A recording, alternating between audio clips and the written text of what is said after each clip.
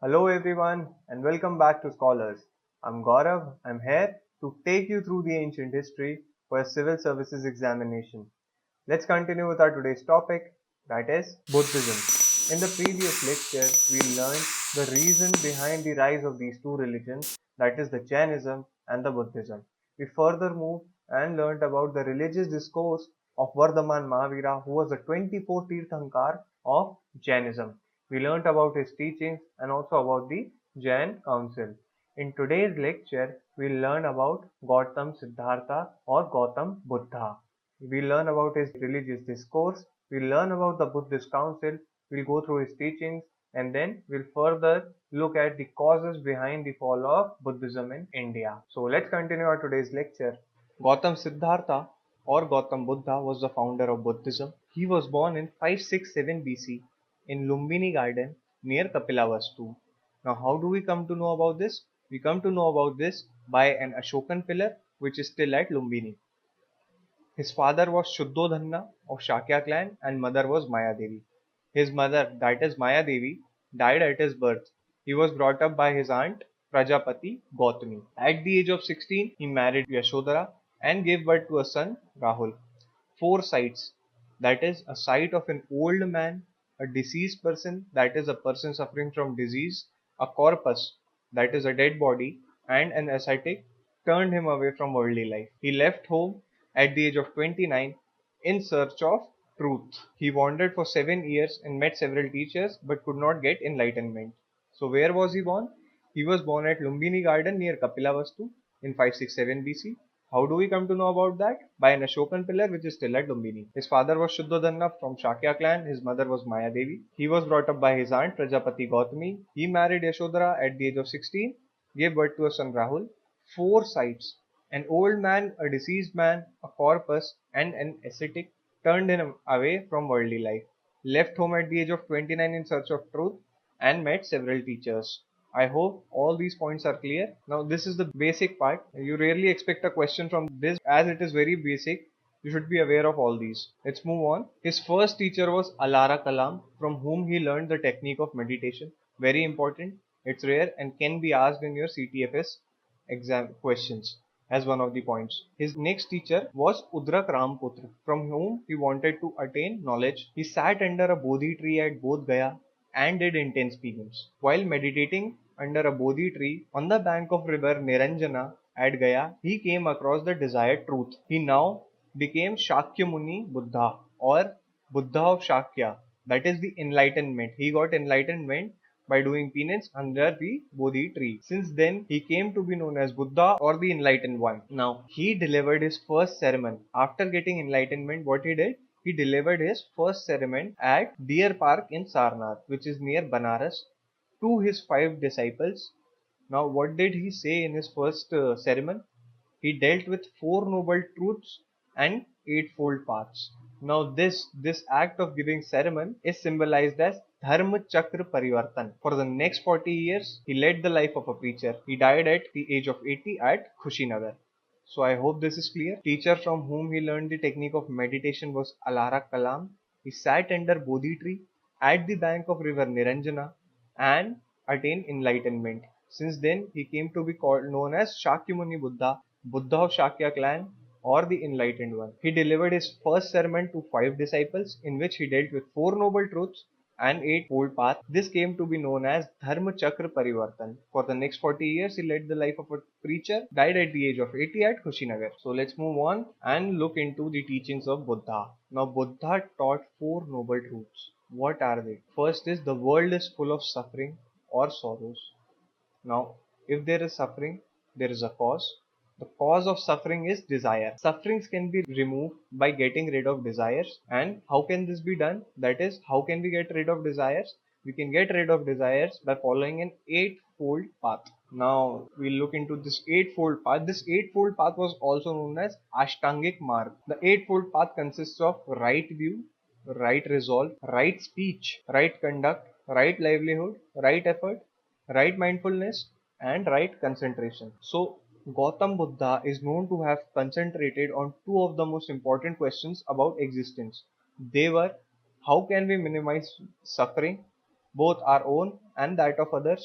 And how can we attain inner peace? How can this be done? This can be done by getting rid of sufferings. And how can we get rid of sufferings? By following an eightfold path. So this was the teaching of Buddha. Now let's look at the various symbols that are associated with Buddha's life. Buddha's birth is symbolized with lotus and bull.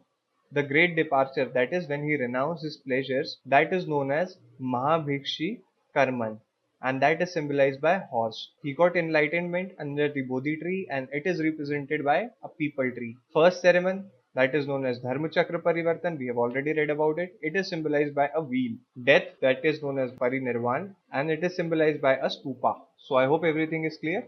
Let's move on.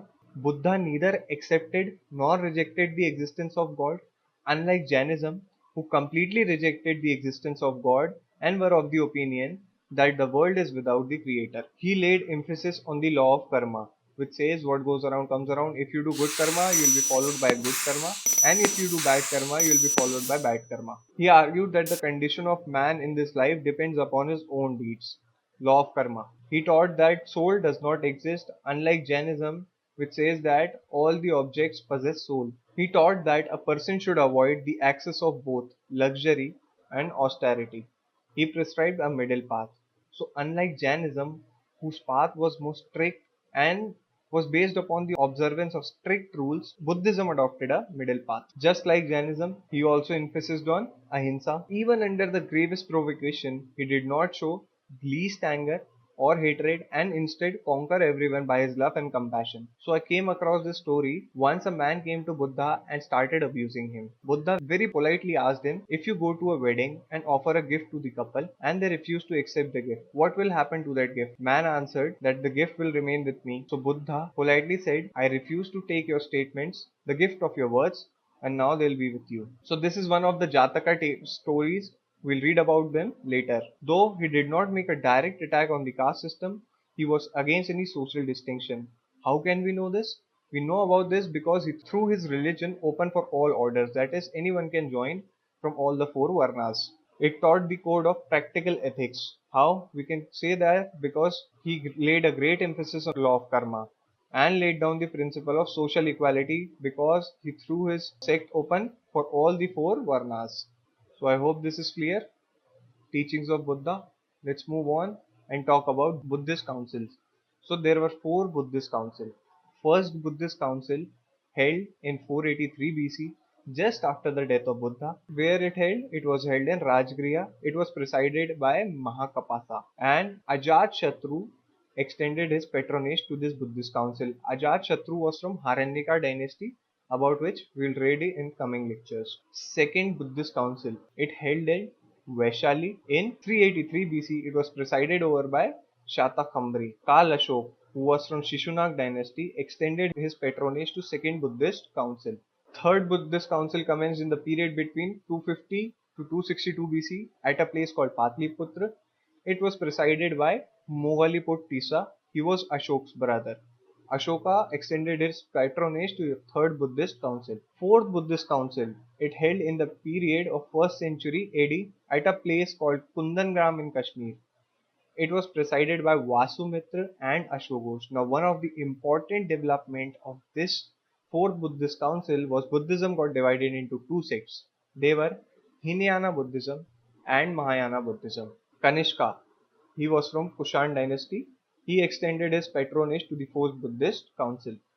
Let's go through it once again. First Buddhist council, 483 BC, just after the death of Buddha, at Rajgriha, presided by Mahakapasa. Ajatashatru, who was from Haranyaka dynasty, extended his patronage. Second Buddhist council, it was held in 383, 100 years after the first Buddhist council, held at Vaishali, presided by Shatakambri. Kal Ashok, who was from Shishunag dynasty, extended his patronage to Second Buddhist Council. Third Buddhist Council held between the period of 250 to 262 BC at a place Patliputra, presided by Moggaliput Tisa, who was Ashoka's brother. Ashoka extended his patronage to Third Buddhist Council. Fourth Buddhist Council took place in 1st century AD at a place called Kundalwan in Kashmir. It was presided by Vasumitra and Ashwaghosh. The division in Buddhism, that is the two sects Hinayana and Mahayana, came into being in 4th Buddhist Council.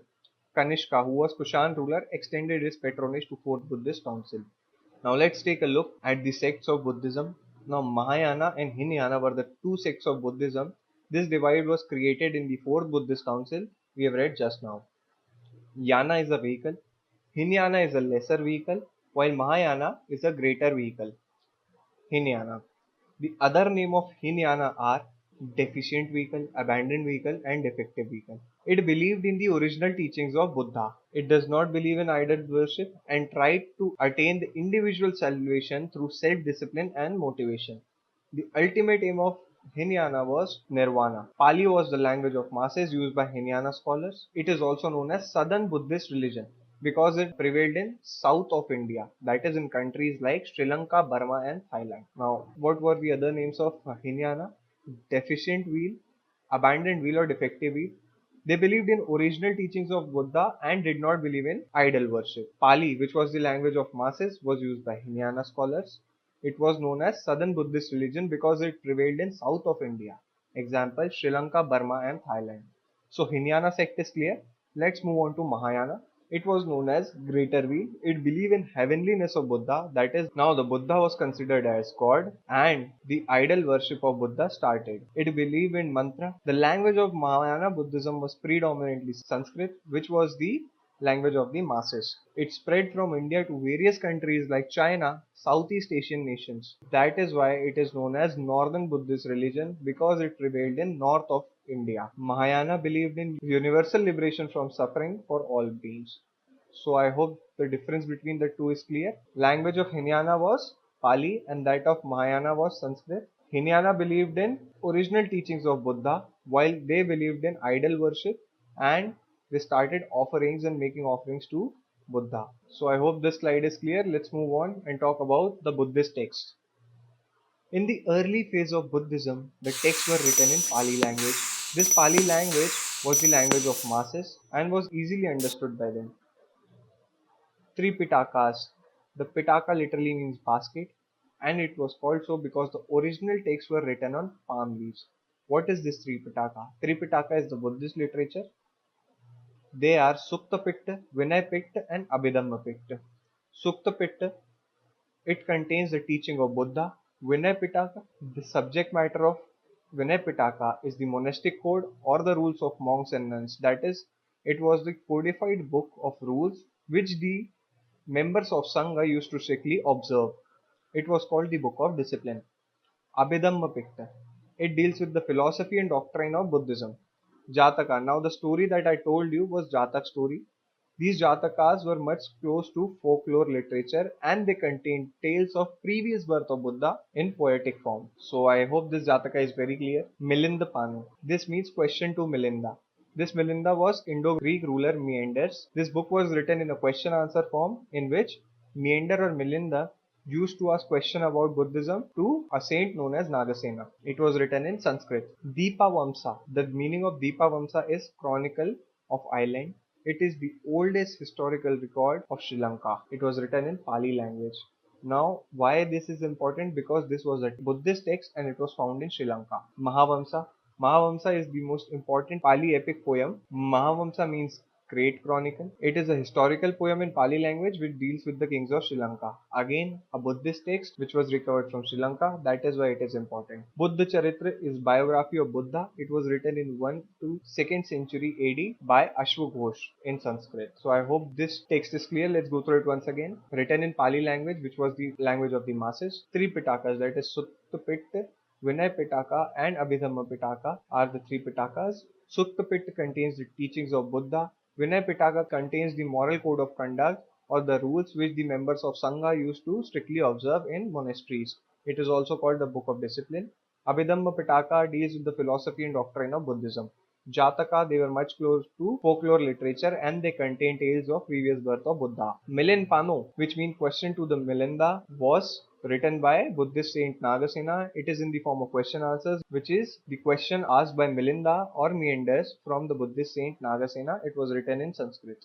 Deepavamsa and Mahavamsa are the Buddhist texts we have discovered from Sri Lanka and that is why they are important. Buddha Charitra. on the other hand, was the biography of Buddha. It was written by Ashok Ghosh in Sanskrit. Let's move on and talk about spread of Buddhism. Now, Buddha had two kinds of disciples. One were monks, bhikshus, and the lay worshippers who were known as upasikas. The monks were organized into sangha for the purpose of spreading his teachings. Now, this is similar to what happened in Jainism. Sariputta, Moggallana, and Ananda were some of his famous monks. The membership was open to all the persons, indiscriminatory of their gender and without any caste restrictions. Sangha was governed on democratic lines and was empowered to impose discipline among its members. And the book that codify these disciplines or these rules they used to observe is Vinayapikta. Owing to the organized effort made by Sangha, Buddhism made rapid progress in North India even during Buddha's lifetime. Magadh, Koshala, Kaushambi, and several republican states of North India embraced this religion. Now, about 200 years after the death of Buddha, the famous Mauryan emperor Ashoka embraced Buddhism. Now, with this, the Ashoka spread Buddhism into the West Asian Ceylon. How? He sent his missionaries to these countries. Thus, the local religious sect transformed into a world religion. How? Through the efforts of missionaries who was sent by Ashoka to West Asia and Ceylon. This Ceylon is Sri Lanka. Let's take a look at the decline of Buddhism and causes behind the decline of Buddhism in India. The revival of Brahmanism and the rise of Bhagavatism led to the fall of popularity of Buddhism. Now, the rulers who came after Maurya were Brahmins, and some of them were in favor of Bhagavatism, and this led to the fall of popularity of Buddhism. The use of Pali language, which was the language of the masses, was given up by 1st century AD, and the Buddhists began to adopt Sanskrit language, which was the language of elite. So now their texts were not easily understood by the masses, and that is why they lost interest. After the birth of Mahayana Buddhism, the practice of idol worship and making offerings led to the deterioration of moral standards of Buddhism. So I hope this is clear. It is written in very lucid language. I don't think there might be any trouble in understanding all these. Moreover, the attack of Huns in 5th and 6th century and the Turkish invasion in 12th centuries. So the invasions also led to the decline of Jainism and Buddhism. How? Because they destroyed all the monasteries. Buddhist monasteries now became dominated by ease-loving people and they became center of corrupt practices. This came into being after Mahayana Buddhism. So I hope all these things are clear to you. For more such videos, log on to Scholars. Thank you.